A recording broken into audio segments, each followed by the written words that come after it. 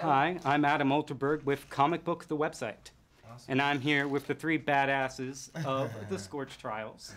So, in this movie, you guys are under the guidance of the wise Thomas. But I want to know, if you guys were the stars of the movie, what were you guys doing during all the time you're off camera? What would a movie about this trio be like? Well, food. You know what's... Yeah, food.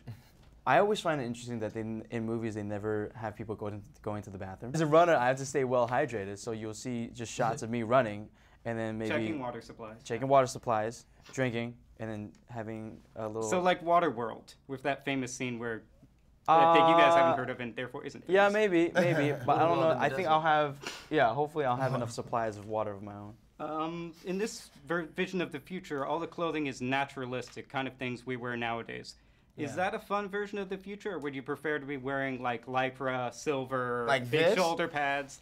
I think this is actually kind of retro, right? Like, you know, the leather jackets, it's kind of very Grease Lightning, John Travolta-esque leather jackets. Hanging out girls, laying out the court. That kind of thing. I think it's meant to be all clothes that were just hanging around. I mean, we got them Wicked, and I think when we got Wicked, it's just like, I thought of it as just a big bin of clothes that they were just dishing out. It's just standard stuff. Whatever was left. That's just left hanging Seems like a lot of blue and white costumes.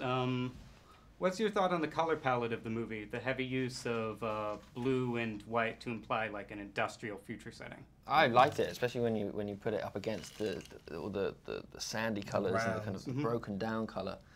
Yeah, I thought the whole movie had a kind of broken down feel and look to it.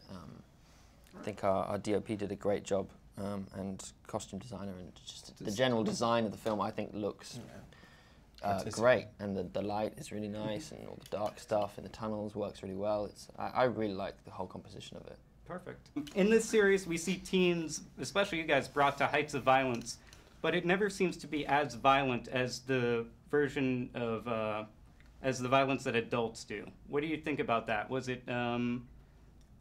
What do you think that says about our modern world, that this is, that almost all the adults in the movie are evil, or at least menacing? Well, I think it's what we know. Remember, in the Maze Runner, our minds have kind of been cleared and erased, and we're just kind of relearning everything a little bit, especially about the outside world. And in the Glade, the one thing that was most important was staying together in unity. And so we don't really know about conflicts and all those kind of things, and when it arises, we handle it in a very mathematical way. But camaraderie is important to us in the Glade. So when we get out into the regular world, when we see that's kind of abandoned, I think that's why it seems that adults seem to be a little bit more violent, because that's just something that, as young adults, we weren't really used to. I think they have the selfishness of survival ingrained into them, because they've been spending their whole lives in this situation, you know, and we've been spending our whole lives in comparison, you know, quite a nice situation. I mean, well, other than the fact that you're barricaded in and there's nasty monsters outside. I mean, the Glade itself was actually a very pleasant atmosphere. It was nice. We had food brought to us. We had parties, survival. Comicbook.com viewers can spend a little time in the controlled atmosphere of their local theater house. Thank you guys for your time. Thank you. Thank you. Appreciate it. Cheers, man. Thank you, man. Cheers.